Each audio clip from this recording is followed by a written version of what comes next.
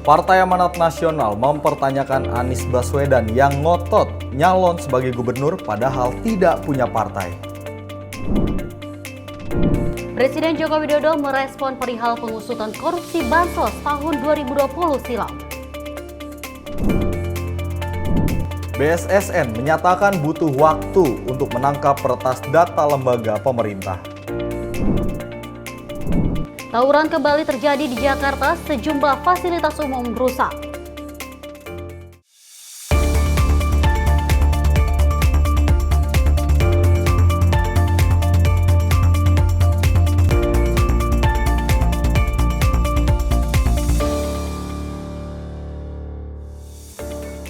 Halo, selamat malam pemirsa. Senang sekali rasanya Andy kita dapat mengisi ruang informasi pemirsa yang saat ini mungkin sedang istirahat di rumah dan baru pulang kerja besok menikmati liburan. Betul sekali. Nah, di Jumat Berkah seperti ini kami sudah menyiapkan berbagai informasi tentunya yang penting ya.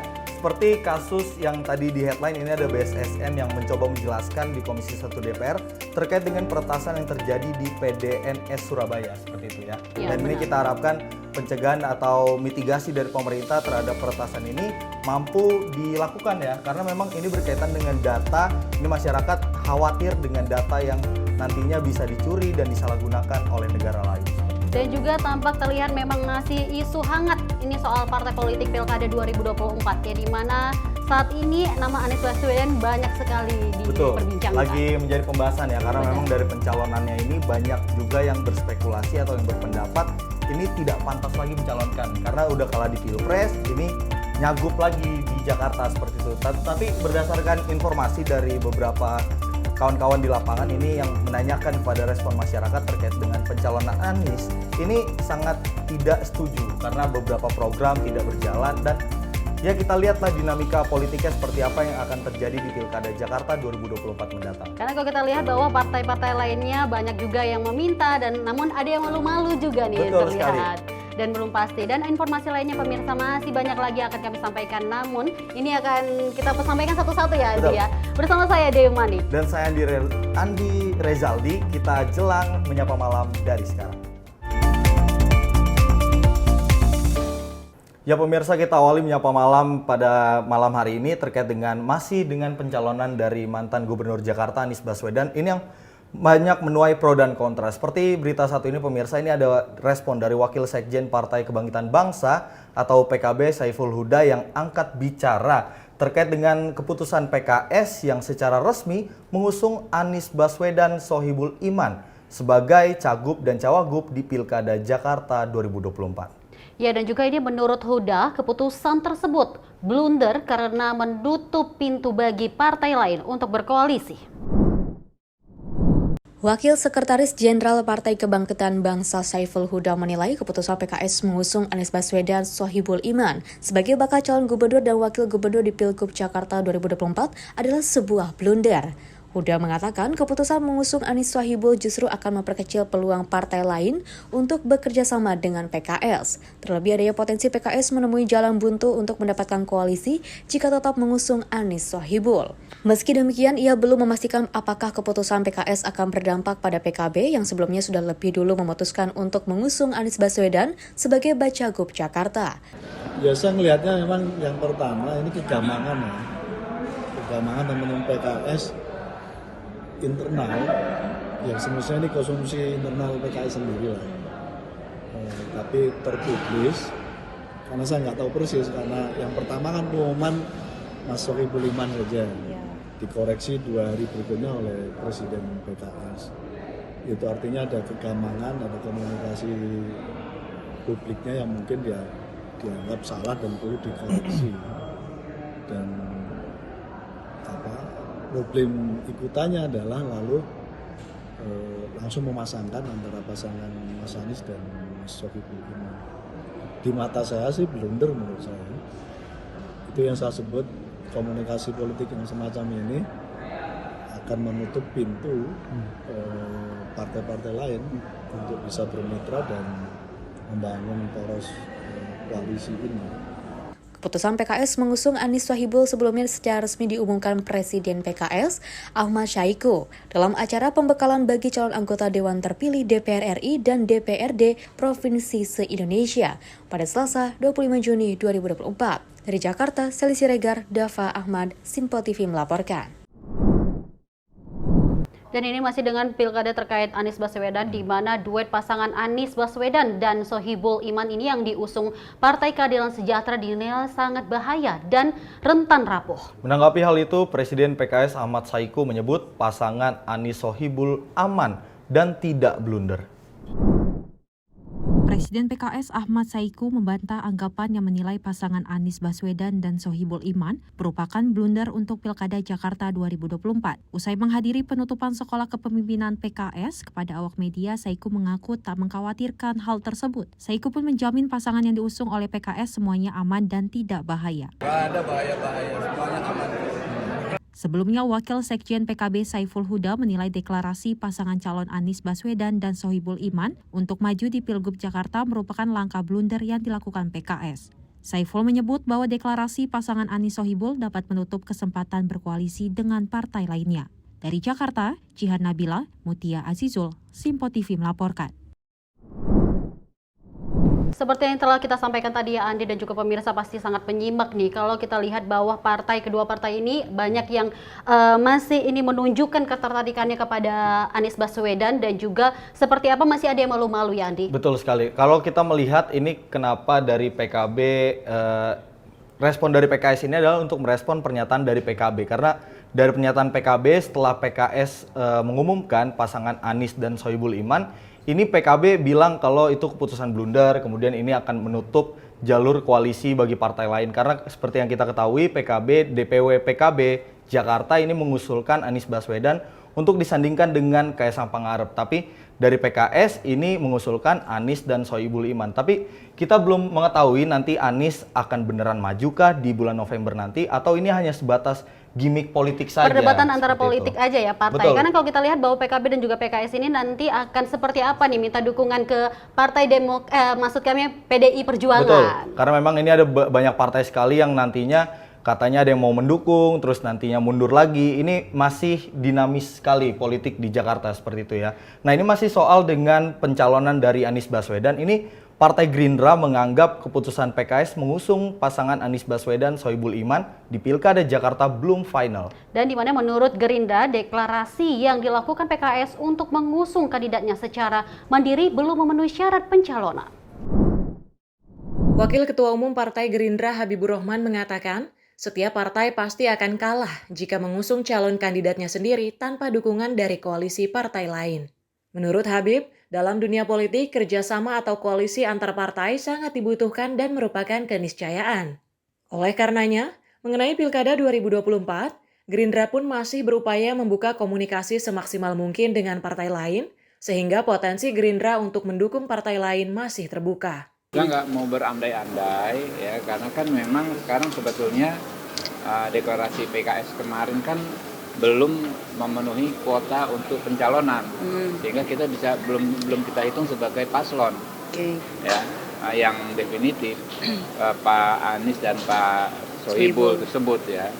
Jadi sulit kalau untuk memetakan, masih sulit apakah akan ada partai lain yang bergabung atau tidak. Tapi kalau Partai Gerindra ya, untuk Jakarta kita berupaya semaksimal mungkin membangun komunikasi terutama dengan partai-partai koalisi Indonesia Maju ya, dan juga dengan partai-partai di luarnya. Terus ini kita intensifkan, kan waktunya semakin lama semakin dekat nih ya, jadi nggak bisa berlama-lama juga yang seperti ini, harus segera muncul nama gitu. Dari Jakarta, Sri Dewi Andayani, Dava Rizkiano, Simpo TV melaporkan.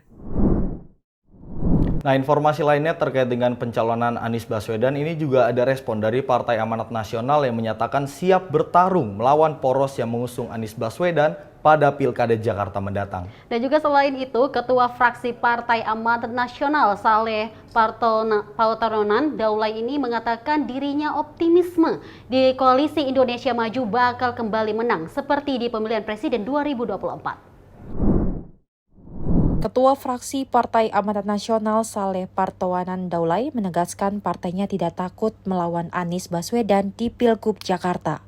Hal ini merespon terkait deklarasi PKS terhadap Anies dan Sohibul Iman sebagai Cagup dan Cawagup Jakarta 2024. Dalam konferensi persnya di kantor DPP Partai Amanat Nasional Jakarta, Saleh meyakini calon yang diusung oleh Partai Amanat Nasional nantinya dapat mengalahkan dan menang melawan Anies Baswedan. Saleh menyebut partainya merupakan bagian dari koalisi Indonesia Maju yang mengusung Prabowo Subianto dan Gibran Rakabuming Raka berhasil mengalahkan Anies saat itu berpasangan dengan Muhaimin Iskandar di Pilpres. Lebih lanjut, Saleh mengungkapkan bahwa pihaknya tidak masalah dengan keinginan Anies untuk maju di Pilkada. Jadi tadi ditanya kalau misalnya PAN bikin poros baru, itu bagaimana? Kita sebenarnya porosnya sudah ada, koalisi Indonesia Maju mestinya ya.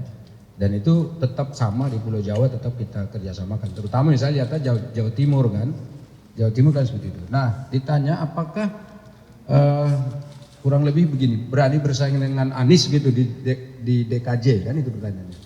Jangankan DKJ, di Pilpres saja kita menang. Iya kan faktanya kan menang nih. Apalagi di DKJ gitu loh, jadi nggak ada masalah gitu. Jadi kan kalau memang masih mau maju silakan kan. Dari Jakarta, Cihan Nabila, Mutia, Azizul, Simpo TV melaporkan. Kita lanjutkan informasinya ini terkait dengan Ketua DPP Partai Amanat Nasional Saleh Daulay yang menyinggung Anies Baswedan yang berniat maju kembali dalam pemilihan Gubernur Jakarta 2024. Menurut Saleh ini mengaku dirinya heran Anies yang telah gagal dalam kontestasi Pilpres kini ngotot maju kembali di Pilgub Jakarta meski bukan kader dari partai tertentu. Ketua DPP Partai Amanat Nasional Saleh Daulay menyindir kandidat yang tidak berpartai namun kerap mengikuti kontestasi pemilihan mulai dari pemilihan presiden hingga pemilihan gubernur. Menurutnya hal tersebut aneh karena bukan seorang kader dan tidak terikat dengan partai, namun tetap mencalonkan diri menjadi gubernur. Di sisi lain, Saleh menekankan PAN lebih condong mengusung kader internalnya yakni Zita Anjani untuk maju di Pilgub Jakarta 2024. Saleh menilai dan mengungkapkan bahwa hal yang wajar jika pihaknya mengusung dan mendorong kader internal untuk bertarung di pilkada mendatang. Yang jelas itu kami dorong Zita Anjani. Zita Anjani punya partai namanya PAN.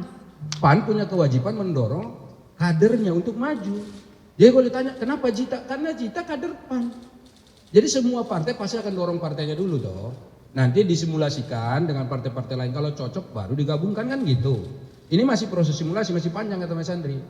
Nah sekarang yang tidak punya partai kok mencalonkan, ini kan aneh juga. Ada juga yang nggak punya partai, tapi ngotot selalu mencalon gitu. Calon Pilpres, calon Pilgub, nanti calon wali kota lagi, habis itu ya kan. Jadi kalau kami wajar lah mencalon-calonkan kayak gitu tuh, karena memang partainya ada, kewajiban kami ya kan.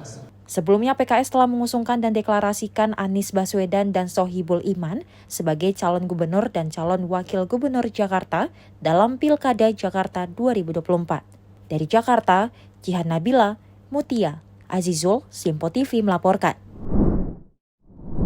Nah kalau kita melihat dari berita sebelumnya ini banyak sekali ya yang menuai pro dan kontra dari pencalonan Anies Baswedan. Karena seperti yang kita ketahui sudah kalah di Pilpres, ini kembali nyagup lagi di Pilkada Jakarta. Banyak yang berspekulasi kalau sosok Anies Baswedan ini adalah sosok yang haus kekuasaan. Tapi kita tidak mengetahui sosok Anies yang seperti apa dan kita berharap dengan pencalonan di Pilkada Jakarta mendatang ini justru untuk membawa program-program yang baru lagi untuk membangun Jakarta seperti itu ya. Karena demi untuk kebaikan Jakarta lebih tepatnya ya. Kalau kita melihat partai-partai juga sebelumnya sudah melihat bagaimana cara kerja Anies Baswedan dalam memimpin Jakarta. Ya karena kalau seperti yang kita ketahui memang dinamika politik saat mengetahui Anies Baswedan ingin mencalonkan diri sebagai pilgub atau ikut kontestasi di Pilgub Jakarta, ini banyak sekali menuai pro dan kontra. Balik lagi seperti itu ya, karena seperti yang kita ketahui Anies Baswedan pertama ingin bertemu dengan Presiden terpilih Prabowo Subianto. Ini muncul isu seperti itu dan banyak yang menduga ini adalah langkah Anies untuk meminta dukungan. Padahal kalau kita mau melihat benang merahnya ke belakang, ini abis kontestasi Pilpres dua-duanya berbenturan cukup keras, apalagi Anies agak sedikit sering menyerang. bersinggungan ya. Betul gitu. sekali. Ini Yang menjadi pertanyaan masyarakat, mengapa Anies ingin bertemu dengan Prabowo Subianto? Apakah tidak malu atau seperti apa? Gitu. Itu nanti kita akan saksikan bagaimana situasi politik atau Pilkada 2024 ini berjalan ya Andi dan juga pemirsa. Dan seperti informasi berikutnya nanti akan kami sampaikan, namun usai jeda berikut pemirsa, tetaplah bersama kami dalam Penyapa Malam Sinpo TV.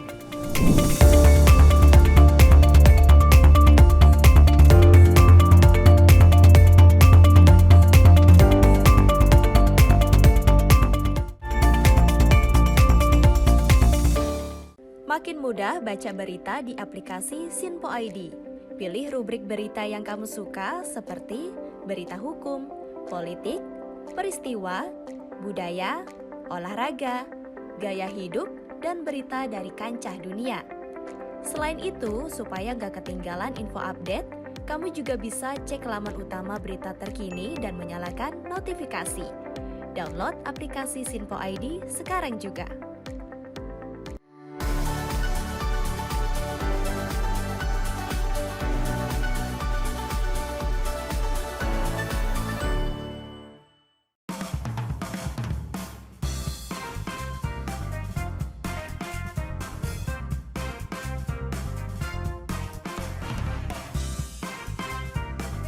Informasi strategi ekonomi dan bisnis dengan host dan narasumber yang berpengalaman yang dikemas dalam program Beken, Bisnis Elit dan Keren. Setiap Sabtu dan Minggu pukul 16.00 hanya di Sinpo TV. Bersama saya, Roni Francis. Dan saya, Doni De Keizer. Saksikan program Beken, Bisnis Elit dan Keren Hanya di Sinpo TV.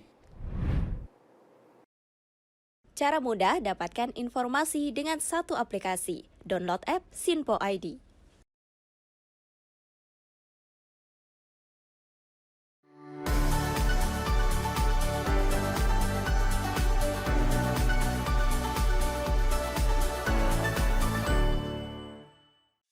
Halo, salam jumpa pemirsa. Kami kembali hadir dengan rangkaian informasi yang dihimpun dari berbagai penjuru dunia. Kami hadirkan rangkuman informasi terkini dari seluruh penjuru dunia hanya untuk Anda. Informasi paling penting dan sajian berita menarik kami sajikan hanya di Sinpo Dunia.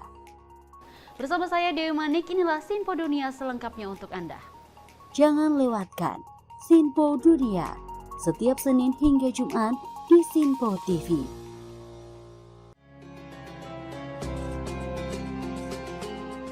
Sambut pagi hari dalam program Ngopi, obrol perkara ilmu bersama Ustadz Ahmad Haris dan Bunda Suri Susanti. Setiap hari pukul 5 pagi hanya di Sinpo TV.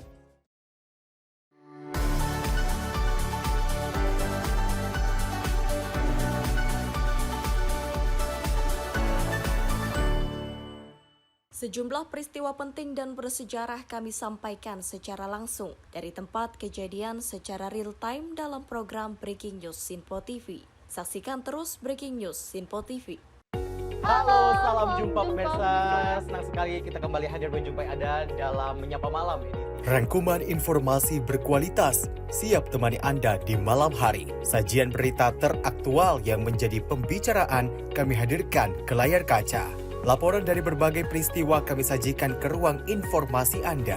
Kami hadirkan topik yang jadi sorotan dengan nuansa kekinian. Bangga sekali yang melihat sepak bola Indonesia akhirnya seperti itu. Selain main di Qatar, Presiden juga ikut nih ya, para menteri. Tapi bukan di Qatar. Ya, di Gorontalo. Ini di Gorontalo pada saat meninjau panen raya seperti itu, panen raya jagung di Provinsi Gorontalo. Dan kita berharap kok peristiwa-peristiwa seperti ini jauh-jauh lah ya, benar kan Andi ya. Karena mengerikan Curanmor, terus kayak kejadian seperti tadi yang nggak kita duga, nggak kita sangka, yang kita jauh-jauhkan nih bisa saja menimpa gitu. Dan kita tetap harus berhati-hati pemirsa. Saya Andi Rezaldi, saya Chef Hakung. Terima kasih sudah menonton. Selamat malam dan sampai jumpa. Saksikan selalu Menyapa Malam setiap Senin sampai Jumat pukul 20.00 waktu Indonesia bagian Barat hanya di Sinpo TV.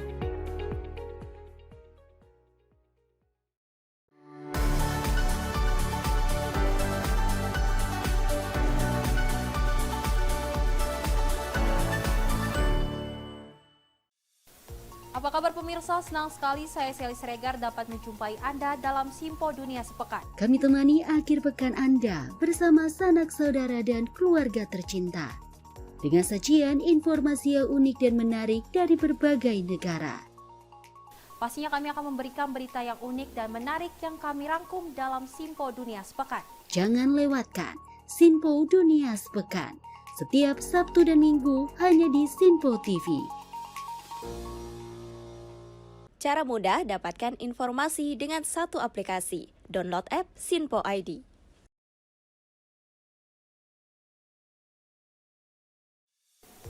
Salam jumpa pemirsa, Anda menyaksikan Sinpo Sepekan bersama saya Syem Hakung. Beragam informasi selama sepekan kami sajikan untuk Anda. Rangkuman berita yang menjadi sorotan media massa siap menemani akhir pekan Anda bersama keluarga tercinta. Bersama saya Syem Hakung, kita jelang informasi selengkapnya untuk Anda. Kami hadirkan Sinpo Sepekan setiap minggu pukul 6 pagi hanya di Sinpo TV.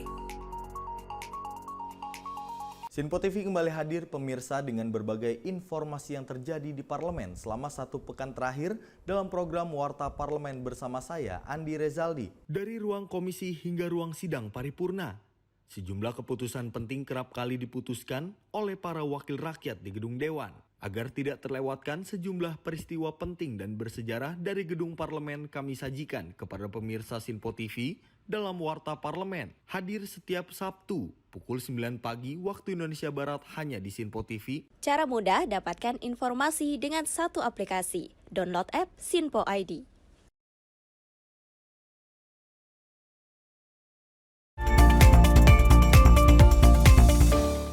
Terima kasih Anda masih di Menyapa Malam Sinpo TV. Pemirsa, ini terkait dengan Presiden Joko Widodo yang merespon soal pengusutan dugaan korupsi pengadaan bantuan sosial atau Bansos Presiden tahun 2020 oleh Komisi Pemberantasan Korupsi. Dan juga ini Jokowi mempersilahkan KPK untuk mengusut kasus dugaan korupsi tersebut. Hal ini disampaikan oleh Presiden Joko Widodo usai melakukan kunjungan ke Rumah Sakit Umum Daerah Tambiang Layang di Kabupaten Barito Timur, Kalimantan Tengah pada Kamis 27 Juni 2024. Dalam pernyataannya ketika ditanya awak media, Presiden mempersilahkan KPK untuk mengusut kasus dugaan korupsi tersebut sesuai dengan kewenangan yang dimiliki. KPK sendiri juga tengah mengusut terkait dugaan kasus korupsi pengadaan bansos. Saya kira tindak lanjut dari peristiwa yang lalu ya. Silahkan diproses hukum sesuai dengan kewenangan yang dimiliki oleh aparat hukum. KPK sendiri juga tengah mengusut terkait dugaan kasus korupsi pengadaan Bansos Presiden untuk penanganan pandemi COVID-19 pada tahun 2020 lalu. Dari Jakarta, tim redaksi Sinpo TV melaporkan. Ya, kalau kita melihat dari respon Presiden Jokowi ini sangat percaya diri ya. Artinya dia tidak takut jika memang kasus yang tahun 2020 ini yang melibatkan mantan Menteri Sosial Juliari Batubara terkait dengan Bansos ini diusut kembali. Karena memang kalau tidak salah ngapain harus takut seperti itu. Seperti confidence yang diperlihatkan oleh Presiden Jokowi. Karena kalau kita lihat bahwa itu kan tahun 2020 dan ini masih diulang kembali. Maka dari itu Presiden juga dengan percaya diri silahkan membuka untuk pengusutan ini. Nah, dan informasi selanjutnya ini soal, kalau tadi soal Menteri Sosial yang korupsi, ini ada Menteri Sosial yang kinerjanya bagus sekali selama Kabinet Indonesia Maju berjalan. Nah, ini terkait dengan Menteri Sosial Tri Risma hari ini yang melakukan kunjungan kerja di Kabupaten Kepulauan Tanimbar, Provinsi Maluku pada Rabu 26 Juni 2024. Dalam kunjungan ini dilakukan dalam rangka bakti sosial dan memberikan bantuan kepada masyarakat di Kepulauan Tanimbar. Dalam video yang disiarkan melalui kanal YouTube Kementerian Sosial, terlihat Menteri Sosial Tri Risma hari ini tengah menggelar bakti sosial dengan kunjungan langsung ke masyarakat untuk menyapa dan memberikan bantuan kepada mereka. Sebanyak 4.026 penerima manfaat turut merasakan bantuan yang disalurkan. Adapun layanan bantuan kesehatan yang disediakan seperti operasi katarak gratis, terapi okupasi bagi disabilitas, dan memberikan sejumlah alat bantu berupa kursi roda, tongkat, dan kaki palsu. Kegiatan bakti sosial Mensos Risma telah dilaksanakan sejak awal bulan Juni dengan mendatangi seluruh kecamatan di Kabupaten Kepulauan Tanimbar untuk meninjau kebutuhan masyarakat agar bantuan yang disalurkan tepat sasaran sesuai kebutuhan masyarakat setempat. Selain itu, Mensos Risma juga menyalurkan alat pengolah minyak kelapa untuk dimanfaatkan oleh masyarakat dengan harapan bantuan tersebut dapat mendorong kehidupan yang lebih baik. 26 Juni 2024, Menteri Sosial Tri Risma hari ini melakukan perjalanan ke Kabupaten Kepulauan Tanimbar, Provinsi Maluku untuk menggelar bakti sosial. Dengan senyum hangat, beliau menyapa warga dan mendengarkan langsung keluhan serta harapan mereka. Sebanyak 4.026 penerima manfaat mendapatkan bantuan yang mencakup pelayanan kesehatan, operasi katarak gratis, terapi okupasi untuk disabilitas, dan berbagai alat bantu seperti kursi roda, tongkat, dan kaki palsu. Bakti sosial ini telah dimulai sejak awal Juni melalui asesmen di seluruh kecamatan di Tanimbar yang dilakukan oleh Unit Pelaksana Teknis Kemensos. Kegiatan ini bertujuan untuk meningkatkan kesejahteraan dan memberdayakan masyarakat, terutama di Kepulauan Tanimbar yang merupakan kepulauan terluar di Indonesia. Mensos Risma juga menekankan pentingnya memanfaatkan potensi alam untuk meningkatkan nilai jual. Mendukung hal itu, Kemensos juga menyalurkan alat pengolah minyak kelapa. Berharap bantuan ini bisa memberikan kehidupan yang lebih baik bagi warga Tanimbar. Dari Jakarta, tim redaksi Sinpo TV melaporkan. Ya, masih seputar dengan kinerja dari Kementerian Sosial. Ini Kementerian Sosial membangun instalasi pengolahan air bersih layak minum yang untuk warga desa Lermatang. Dan juga hal itu dilakukan lantaran saat memasuki musim kemarau, warga di desa Lermatang, Kabupaten Kepulauan Tanimbar ini kesulitan mendapatkan air bersih. Menurut keterangan Mesak Takdare selaku Kepala Seksi Kesejahteraan Desa Lermatang, pada saat memasuki musim kemarau, Desa Lermatang mengalami kelangkaan air bersih. Hal ini membuat masyarakat setempat kesulitan memenuhi kebutuhan sehari-hari yang mengandalkan air bersih dan menimbulkan berbagai sumber penyakit. Salah satunya yang paling rentan ialah diare. Menyikapi kondisi yang terjadi, Kementerian Sosial membangun instalasi pengolahan air bersih yang layak digunakan dengan menetapkan 2 titik pembangunan di Desa Lermatang. Penyediaan instalasi ini sebagai bentuk kegiatan bakti sosial yang diselenggarakan oleh Kementerian Sosial di Desa Lermatang, Kabupaten Kepulauan Tanimbar pada 26 dan 27 Juni 2024. Kami Desa Lermatang ini sangat membutuhkan air bersih, Pak. Karena memangnya dari tahun ke tahun sangat kesulitan air bersih. Ada kesulitan air itu sehingga masyarakat juga mau untuk mandi saja sangat susah, Pak. Apalagi mau minum. Kalau memang mau dikonsumsi sampai pergi ambil di hutan sekitar 1 kilo sampai 3 kilometer jalan kaki, Pak. Mereka ke sana dengan tenteng itu cerigen-cerigen. Datang dimasak lagi dulu baru bisa diminum. Kebanyakan di Desa Lermatang sini itu kita dapat diare, Pak. Mungkin saja berpulang karena air. Akhirnya karena musim kemarau itu susah untuk minum air, mereka juga konsumsi air yang sembarangan. Sehingga banyak, kalau musim panas itu banyak yang kenal diare. Anak-anak yang dewasa, sudah dewasa juga itu seringkali kenal diare. Kami sangat berterima kasih. Untuk sementara kalau memang ada perhatian dari pemerintah, dalam hal ini mungkin pemerintah pusat, kami juga sangat berterima kasih banyak-banyak karena selama ini juga kami punya impian kalau bisa seperti ini. Dari Jakarta, tim redaksi Sinpo TV melaporkan. Kalau kita lihat bahwa tadi soal air dan juga tentang bantuan sosial, dan ini juga ada soal kementerian di mana ini Kementerian Sosial terus meningkatkan pelayanan kepada penyandang disabilitas di tanah air. Menteri Sosial Tri Risma hari ini menekankan pentingnya memberi peluang bagi penyandang disabilitas.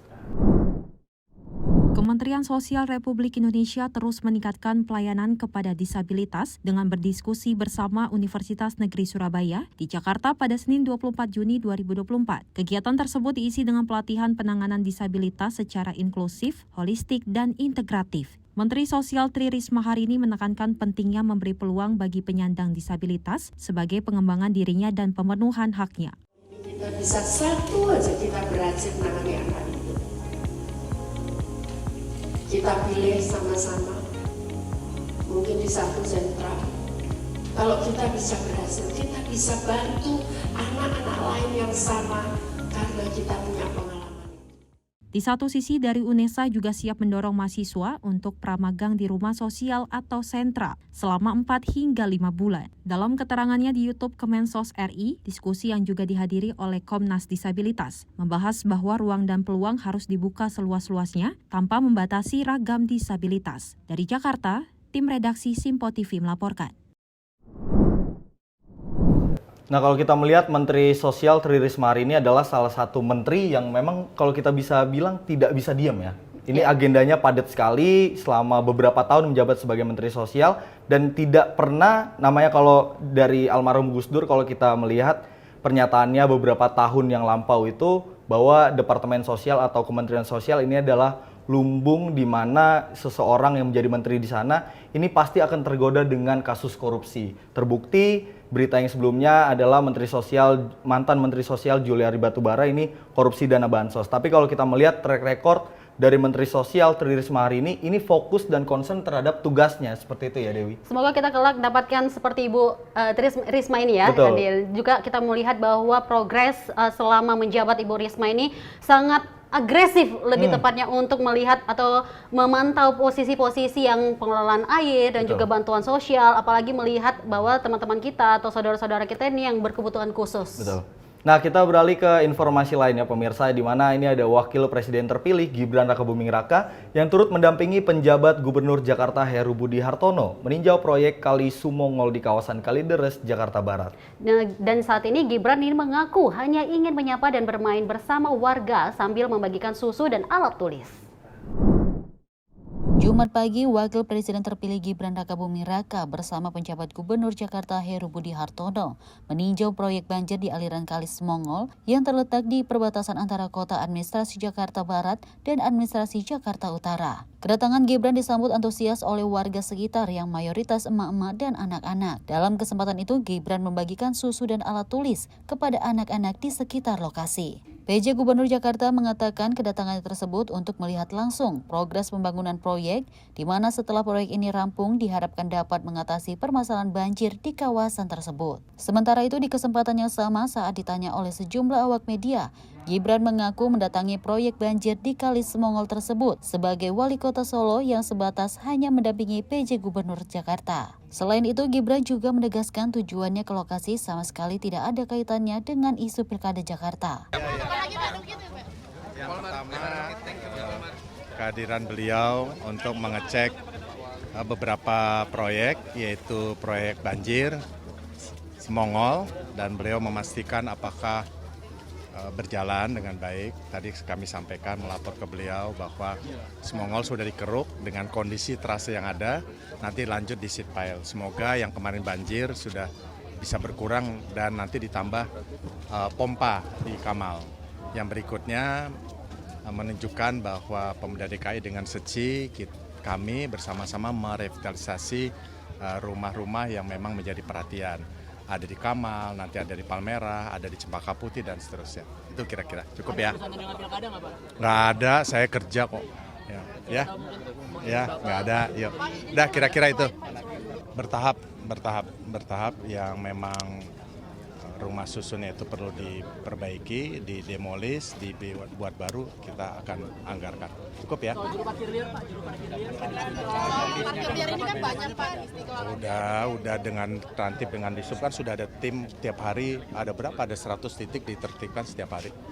Ya kurang lebih. Judi online, Pak. Mas, dalam rangka apa nih hari ini kesini nih, Mas? Mas Gibran, sedikit aja Mas, hari ini gimana? Hari ini ada kegiatan apa nih, Mas?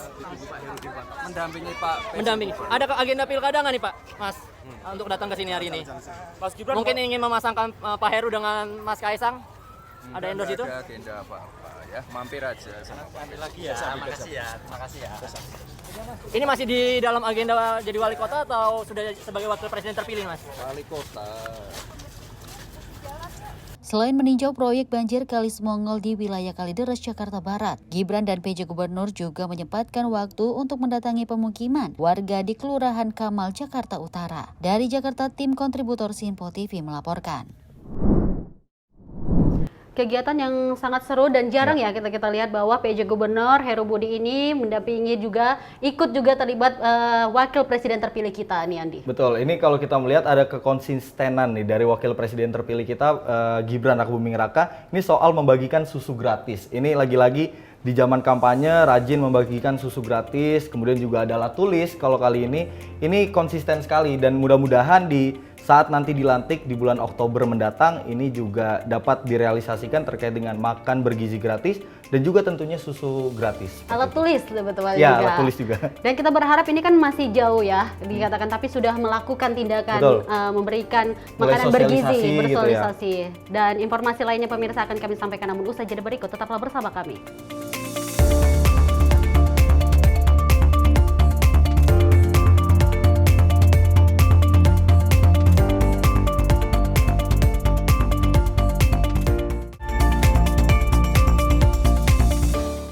Makin mudah baca berita di aplikasi Sinpo ID. Pilih rubrik berita yang kamu suka seperti berita hukum, politik, peristiwa, budaya, olahraga, gaya hidup, dan berita dari kancah dunia. Selain itu, supaya nggak ketinggalan info update, kamu juga bisa cek laman utama berita terkini dan menyalakan notifikasi. Download aplikasi Sinpo ID sekarang juga.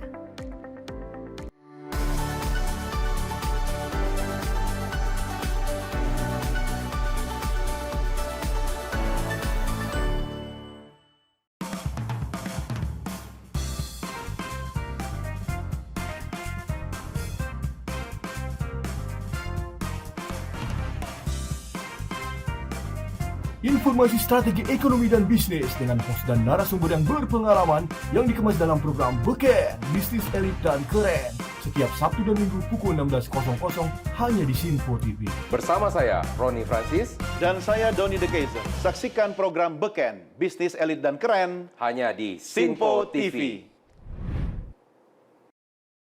Cara mudah dapatkan informasi dengan satu aplikasi. Download app Sinpo ID.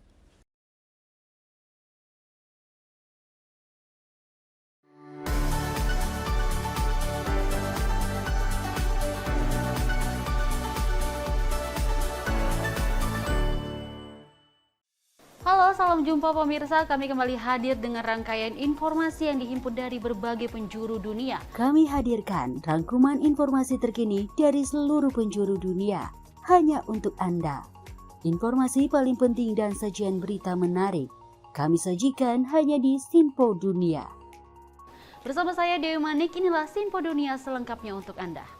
Jangan lewatkan Sinpo Dunia setiap Senin hingga Jumat di Sinpo TV.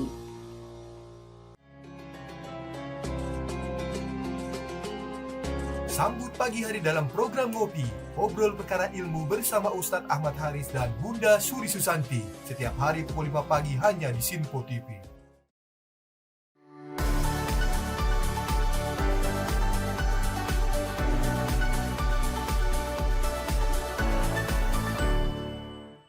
Sejumlah peristiwa penting dan bersejarah kami sampaikan secara langsung dari tempat kejadian secara real time dalam program Breaking News Sinpo TV. Saksikan terus Breaking News Sinpo TV. Halo, salam jumpa pemirsa. Senang sekali kita kembali hadir menjumpai Anda dalam Menyapa Malam ini. Rangkuman informasi berkualitas siap temani Anda di malam hari. Sajian berita teraktual yang menjadi pembicaraan kami hadirkan ke layar kaca. Laporan dari berbagai peristiwa kami sajikan ke ruang informasi Anda.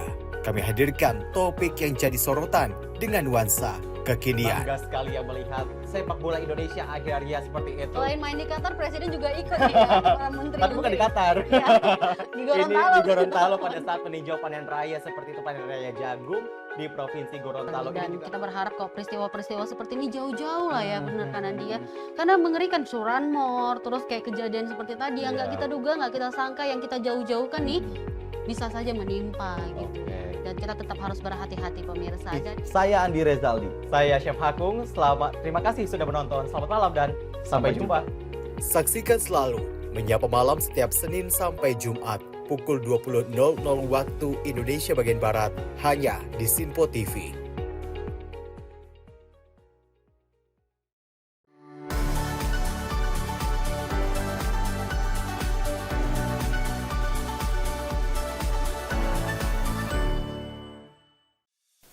Apa kabar pemirsa? Senang sekali saya Sally Siregar dapat menjumpai Anda dalam Sinpo Dunia Sepekan. Kami temani akhir pekan Anda bersama sanak saudara dan keluarga tercinta. Dengan sajian informasi yang unik dan menarik dari berbagai negara. Pastinya kami akan memberikan berita yang unik dan menarik yang kami rangkum dalam Sinpo Dunia Sepekan. Jangan lewatkan Sinpo Dunia Sepekan setiap Sabtu dan Minggu hanya di Sinpo TV. Cara mudah dapatkan informasi dengan satu aplikasi. Download app Sinpo ID.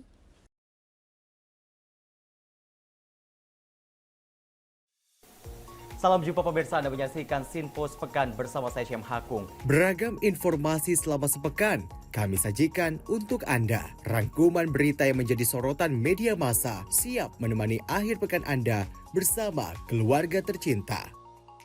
Bersama saya Syem Hakung, kita jelang informasi selengkapnya untuk Anda. Kami hadirkan Sinpo Sepekan setiap minggu pukul 6 pagi hanya di Sinpo TV. Sinpo TV kembali hadir pemirsa dengan berbagai informasi yang terjadi di parlemen selama satu pekan terakhir dalam program Warta Parlemen bersama saya, Andi Rezaldi. Dari ruang komisi hingga ruang sidang paripurna, sejumlah keputusan penting kerap kali diputuskan oleh para wakil rakyat di gedung Dewan. Agar tidak terlewatkan sejumlah peristiwa penting dan bersejarah dari gedung parlemen kami sajikan kepada pemirsa Sinpo TV dalam Warta Parlemen. Hadir setiap Sabtu pukul 9 pagi waktu Indonesia Barat hanya di Sinpo TV. Cara mudah dapatkan informasi dengan satu aplikasi. Download app Sinpo ID.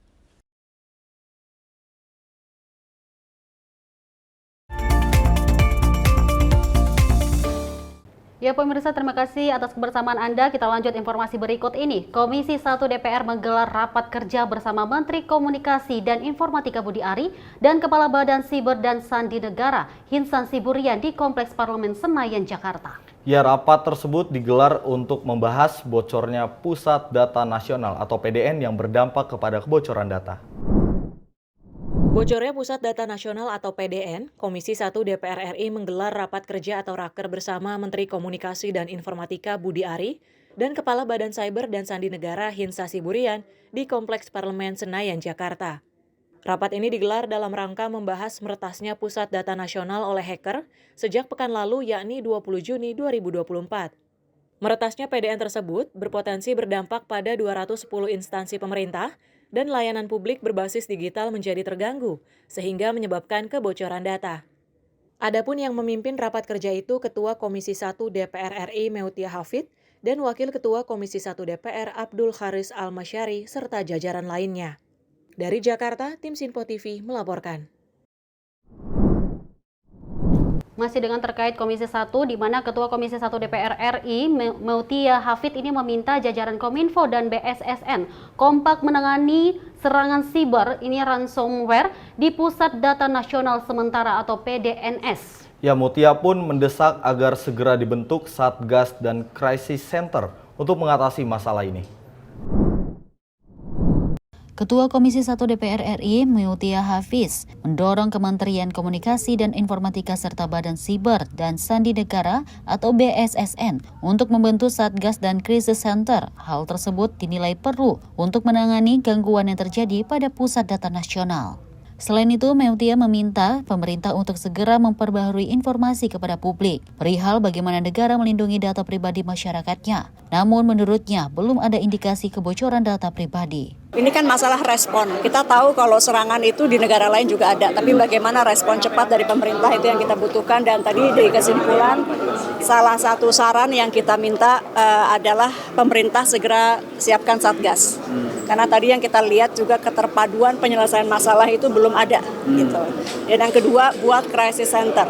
Crisis Center ini salah satunya selalu mengupdate baik kepada para, kan ada 282 yang terdampak institusi, mereka ini harus dipandu untuk kemudian bisa memulihkan data secara mandiri. Dan yang kedua, Crisis Center ini untuk terus memberikan update informasi kepada publik mengenai penanganan yang dilakukan pemerintah. Karena ini kan terkait juga dengan perlindungan data pribadi. Sebelumnya, Sistem Pusat Data Nasional atau PDN diretas. Akibat peretasan tersebut, sejumlah layanan publik terdampak.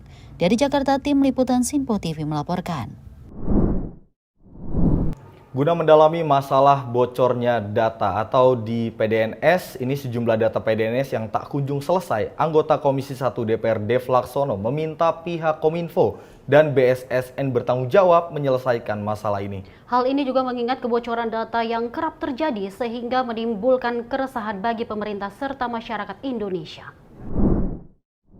Anggota Komisi 1 DPR RI Dev Laksono mempertanyakan terkait kasus kebocoran data yang kerap terjadi. Ia mengatakan yang menjadi korban dengan adanya kejadian ini adalah bangsa Indonesia sendiri.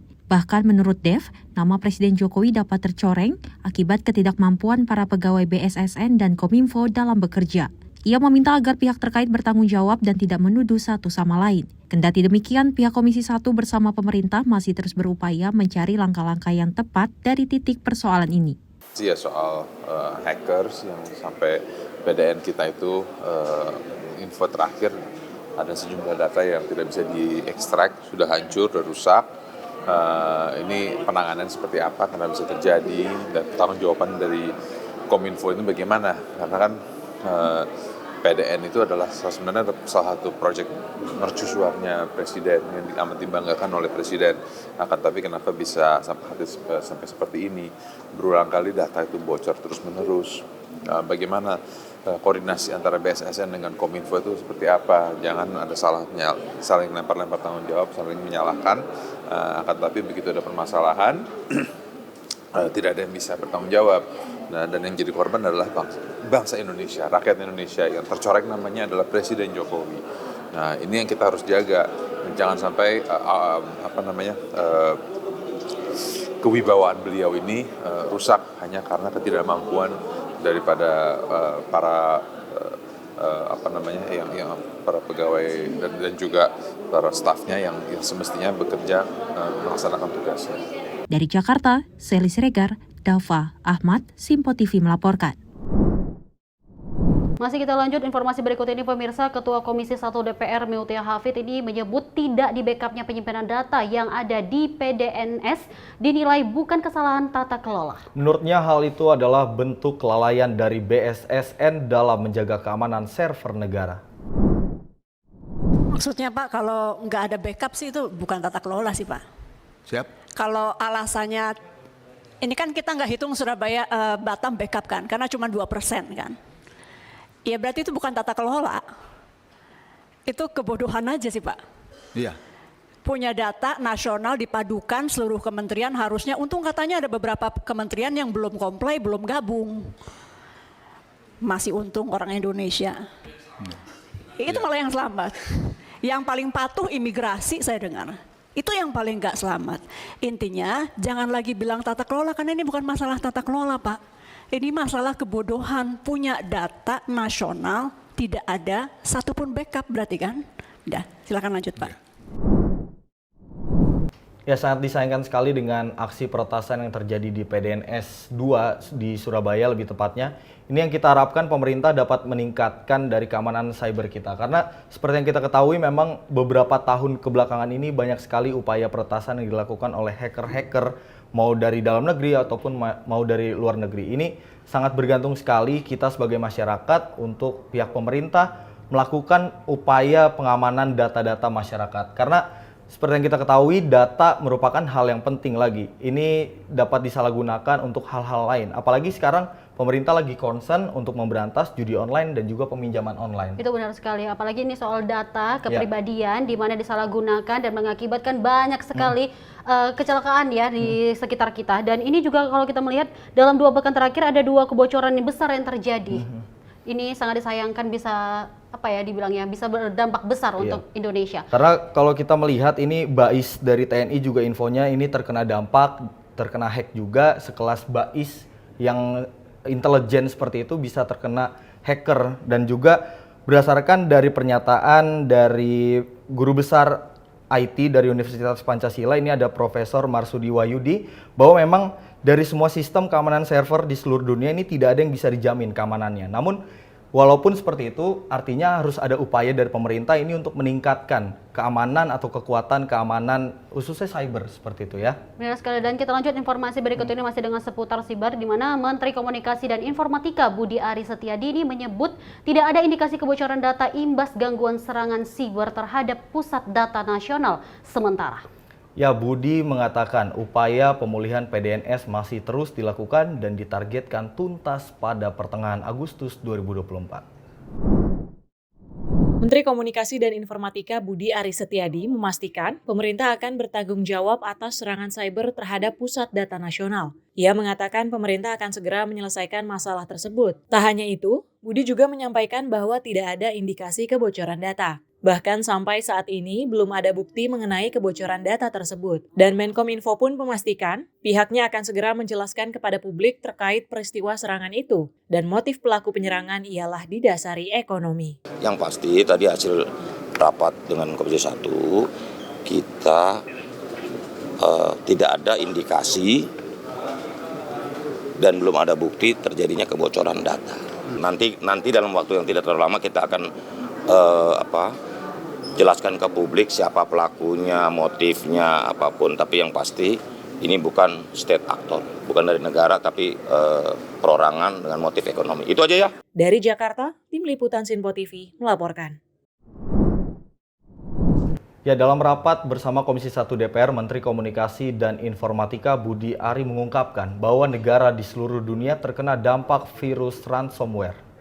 Dan juga di Amerika Serikat ini terkena dampak hingga 44,43%, sedangkan Indonesia sebesar 0,67%. Kita bisa lihat ini ransomware yang tidak ada seluruh dunia yang tidak terkena serangan ransomware. Dan yang terbesar adalah Amerika Serikat 40,34%, Kanada 6,75%, Inggris 6,44%, Jerman 4,92%, dan Prancis 3,8%. Indonesia terkena dampak sekitar 0,67% dari serangan ransomware.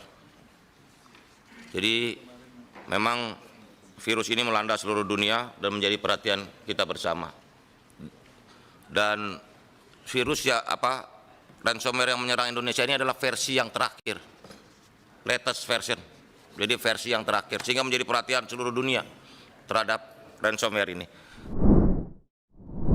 Dan menanggapi hal ini, Kepala BSSN Hinsa Siburian ini mengungkapkan alasan belum bisa menangkap peretas Pusat Data Nasional sementara karena masih menunggu proses digital forensik. Ya, ini kalau kita melihat dari pihaknya saat ini baru menemukan sejumlah indikasi yang nantinya akan diolah untuk menemukan lokasi pelaku. Hal itu disampaikan Hinsa Siburian usai menghadiri rapat kerja bersama Komisi 1 DPR RI dan Menkominfo RI Budi Aris Setiadi di Kompleks Parlemen Senayan, Jakarta pada Rabu malam, 27 Juni 2024.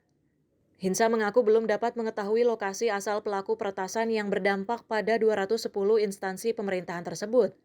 Ia menambahkan, BSSN masih melakukan analisis forensik untuk mengetahui posisi asal pelaku. Pihaknya saat ini baru menemukan sejumlah indikasi yang nantinya akan diolah untuk menemukan pelaku peretasan. Kita forensik kan masih berjalan ini, jadi sabar, ya kan, forensik ini kan butuh waktu dan tetap masih berjalan itu maksudnya tadi ya. Dari Jakarta, Tim Liputan Sinpo TV melaporkan. Ya, memang ini kasus peretasan yang terjadi di PDNS Surabaya ini masih menjadi perhatian publik. Terlebih masyarakat ini merasa khawatir. Karena kalau kita melihat rapat Komisi 1 DPR bersama dengan pemerintah kemarin, ini adalah untuk membahas bagaimana upaya pencegahan atau upaya penanganan jangka pendek seperti itu. Karena kalau berdasarkan informasi tadi seperti berita yang kita tayangkan, ini Agustus paling cepat semuanya sudah selesai. Karena kalau berdasarkan informasi dari atau yang diungkapkan oleh Kepala BSSN, ini ada sekitar 2% data yang terkunci di PDNS Surabaya. Dan impact dari peretasan ini ada 239 kementerian dan lembaga yang terdampak, dan ini impactnya pada pelayanan publik yang sudah masuk dalam kritikal. Dan ini kita harapkan pemerintah dan DPR terus melakukan upaya-upaya untuk penguatan cyber kita. Benar sekali Anda dan juga pemirsa, karena kalau kita lihat bahwa ini sangat penting ya diusut, apalagi dengan 2 bulan terakhir ini kita berharap bahwa pemerintah dapat mengatasi hal ini. Dan informasi berikutnya nanti akan kami sampaikan pemirsa, tetaplah bersama kami dalam Menyapa Malam Sinpo TV.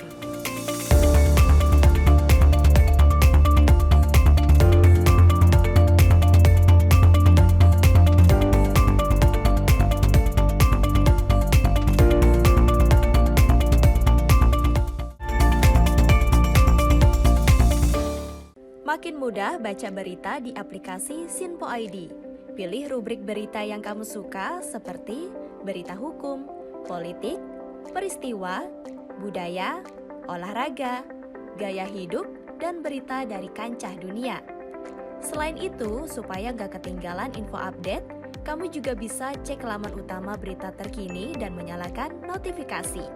Download aplikasi Sinpo ID sekarang juga.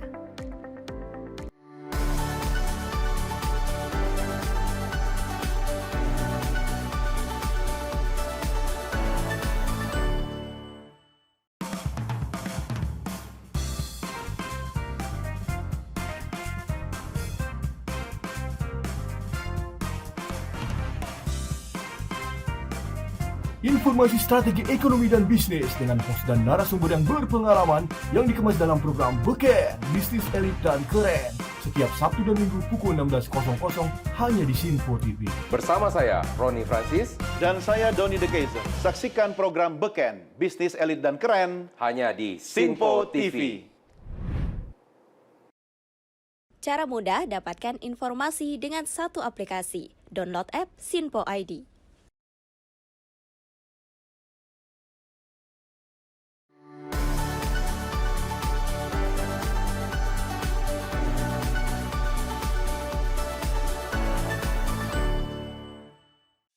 Halo, salam jumpa pemirsa. Kami kembali hadir dengan rangkaian informasi yang dihimpun dari berbagai penjuru dunia. Kami hadirkan rangkuman informasi terkini dari seluruh penjuru dunia hanya untuk Anda. Informasi paling penting dan sajian berita menarik kami sajikan hanya di Sinpo Dunia. Bersama saya Dewi Manik, inilah Sinpo Dunia selengkapnya untuk Anda.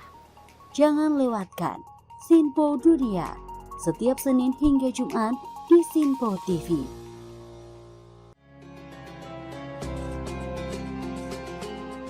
Sambut pagi hari dalam program Ngopi, obrol perkara ilmu bersama Ustadz Ahmad Haris dan Bunda Suri Susanti. Setiap hari pukul 5 pagi hanya di Sinpo TV.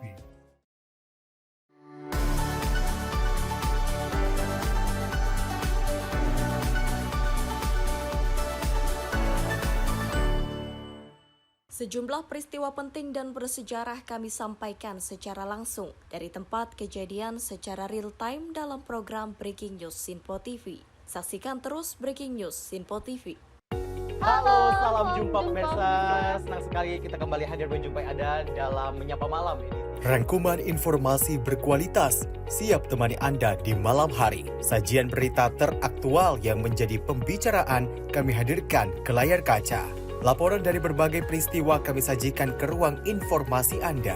Kami hadirkan topik yang jadi sorotan dengan nuansa kekinian. Bangga sekali yang melihat sepak bola Indonesia akhirnya seperti itu. Selain main di Qatar, Presiden juga ikut nih ya, para menteri. Tapi bukan di Qatar. Ya, di Gorontalo. Ini di Gorontalo pada saat meninjau panen raya seperti itu, panen raya jagung di Provinsi Gorontalo. Dan kita berharap kok peristiwa-peristiwa seperti ini jauh-jauh lah ya, benar kan Andi ya.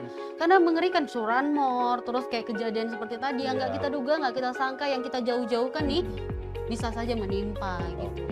Dan kita tetap harus berhati-hati pemirsa. Saya Andi Rezaldi. Saya Chef Hakung. Terima kasih sudah menonton. Selamat malam dan sampai jumpa. Saksikan selalu Menyapa Malam setiap Senin sampai Jumat pukul 20.00 waktu Indonesia bagian Barat hanya di Sinpo TV.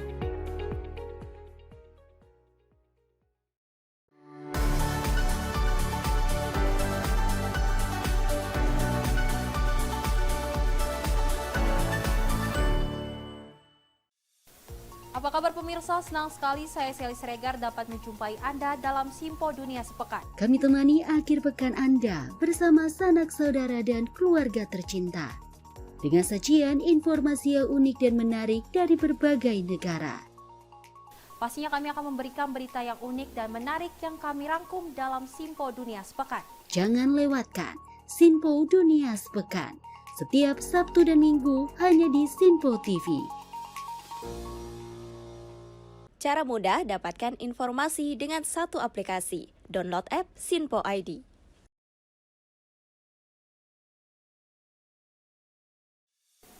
Salam jumpa pemirsa, Anda menyaksikan Sinpo Sepekan bersama saya Syem Hakung. Beragam informasi selama sepekan kami sajikan untuk Anda. Rangkuman berita yang menjadi sorotan media massa siap menemani akhir pekan Anda bersama keluarga tercinta. Bersama saya Syem Hakung, kita jelang informasi selengkapnya untuk Anda. Kami hadirkan Sinpo Sepekan setiap minggu pukul 6 pagi hanya di Sinpo TV. Sinpo TV kembali hadir pemirsa dengan berbagai informasi yang terjadi di parlemen selama 1 pekan terakhir dalam program Warta Parlemen bersama saya, Andi Rezaldi. Dari ruang komisi hingga ruang sidang paripurna, sejumlah keputusan penting kerap kali diputuskan oleh para wakil rakyat di gedung Dewan. Agar tidak terlewatkan sejumlah peristiwa penting dan bersejarah dari gedung parlemen, kami sajikan kepada pemirsa Sinpo TV dalam Warta Parlemen. Hadir setiap Sabtu pukul 9 pagi waktu Indonesia Barat hanya di Sinpo TV. Cara mudah dapatkan informasi dengan satu aplikasi. Download app Sinpo ID.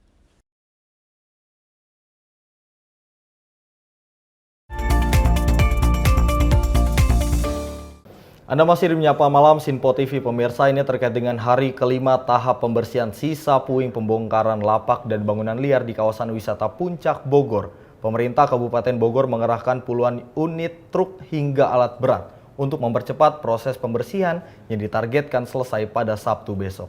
Dan juga sebelum sebanyak 331 bangunan liar tak berizin dibongkar oleh pemerintah setempat.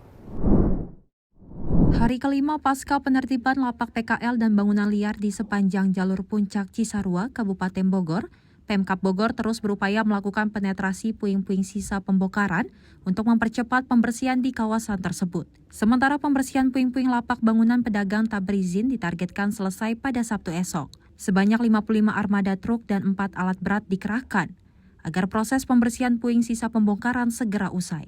Menurut Kasatpol PP Kabupaten Bogor, penertiban tersebut merupakan penataan pedagang kaki lima di kawasan ini. Para pedagang diminta pindah dan menempati sejumlah kios yang telah disiapkan oleh Pemkab Bogor di res area Gunung Mas. Kawasan Puncak yang dibagi dalam 2 zona, diulang kembali. Zona pertama dari res area ke Tantole, zona keduanya dari res area ke Taman Semari. Adapun penertiban sebetulnya 331 bangunan sudah kita tertibkan, kita ratakan dengan dasar sekali lagi ini bukan penertiban tapi penataan ya. Penataan untuk para PKL supaya pindah ke rest area yang telah disiapkan. Nah, di dalam pelaksanaannya tentunya ada hal yang memang ketidakpuasan mungkin. Para PKL menyampaikan aspirasi dan di lapangan saya akui masih ada para PKL yang memiliki puing pasca penertiban, penetrasi pengangkatan puing-puing, ada yang belum menerima kaitan dengan penertiban ini atau penataan. Kemarin sempat terjadi gesekan, miskomunikasi sebetulnya karena kemarin itu di hari kedua dan sampai sekarang itu kita melakukan penetrasi terhadap puing-puing, baik puing dari kayu ataupun bambu termasuk tembok atau sisa-sisa puing-puing bangunan. Kita angkut supaya bersih Pak. Jadi kesannya tidak ada seperti bencana alam.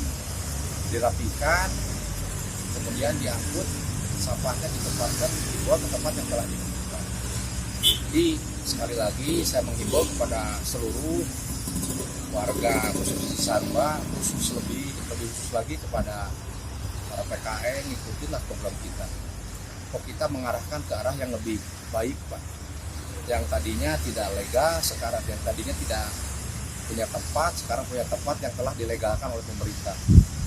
Berupa persiapan kios dan los yang telah disiapkan di rest area. Yang tadinya berjualan tidak resmi, sekarang jadi resmi di sana. Dan saya berharap dengan berpindahnya ke sana, perekonomian mereka bisa lebih terangkat, kesejahteraan mereka lebih terangkat karena nanti akan kita arahkan Pak.